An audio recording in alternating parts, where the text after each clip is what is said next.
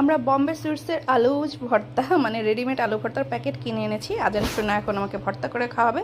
এটা ওর পছন্দেই, ওর শখে আনা হয়েছে।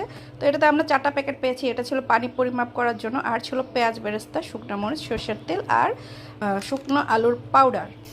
আজান শোনা ভর্তা বানানোর জন্য গ্লাভস পরে রেডি। নাও শুরু করো।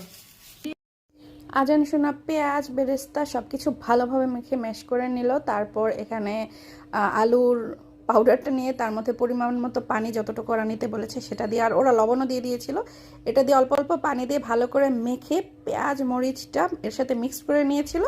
আর আমরা এক্সট্রা স্বাদের জন্য এখানে ধনিয়া পাতা দিয়েছিলাম। আসলে এটা মাখার পর খুব মজা হয়েছিল। আর ওরা যে তেলটা দিয়েছিল বলেছিল যে লিখে দিয়েছিল পুরাটা তেল ইউজ করতে বেশি স্বাদের জন্য। তো তেলটা দেওয়ার পরে প্রথম প্রথম মনে হয়েছে অনেক, কিন্তু মাখানোর পরে তেলটা মিশে গিয়েছিল। আজান শোনা আলু ভর্তা বানায় এখন চামচ নিয়ে দাঁড়ায় আছে। টেস্ট করো, বলো কিরকম বানাইলা যে তুমি।